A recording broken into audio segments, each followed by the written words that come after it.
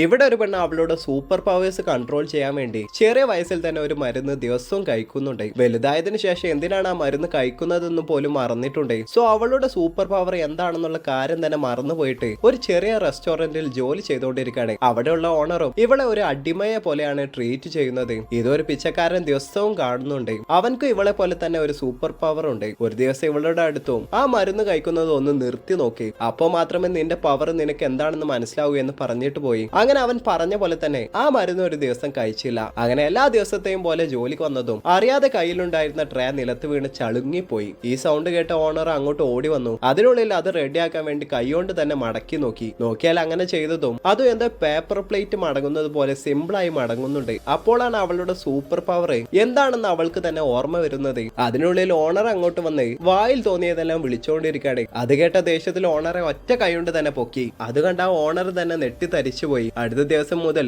ഇവളോട് മര്യാദയോടെയാണ് പെരുമാറുന്നത്. ഇതേപോലെ തന്നെ ഇവളുടെ റെസ്റ്റോറന്റിന്റെ പുറത്ത് തന്നെ ഒരു ലേഡി എത്ര പറഞ്ഞിട്ടും കേൾക്കാതെ ഹാൻഡിക്യാപ്ഡ് ആൾക്കാർക്ക് റിസർവ് ചെയ്ത സ്ലോട്ടിൽ എന്നും കാർ നിർത്തിയിട്ട് പോകും. അതും കുറെ കാലമായിട്ട് പറഞ്ഞിട്ടും മൈൻഡ് പോലും ചെയ്യുന്നില്ല. ഇന്നും അതേപോലെ നിർത്തിയതും ഇനി പറഞ്ഞിട്ട് കാര്യമില്ല എന്ന് പറഞ്ഞ് ഇവളുടെ കൈ വെച്ച് തന്നെ ആ കാർ അടുത്ത പാർക്കിംഗ് സ്ലോട്ടിലേക്ക് നീക്കി മാറ്റി. അന്ന് തന്നെ ഇവൾ വീട്ടിലേക്ക് പോകുന്ന വഴിയിൽ കുറച്ച് റൗഡികൾ ഇവളുടെ അടുത്ത് പ്രശ്നമുണ്ടാക്കി. അവന്മാരുടെ ഭാഗ്യക്കേടിനാണ് ഇവളുടെ അടുത്ത് തന്നെ പെട്ടിരിക്കുന്നത്. അതിലിവൾ കൈ ജസ്റ്റ് വീശിയതും 4 പേരും 4 സൈഡിലേക്ക് പറന്നുപോയി.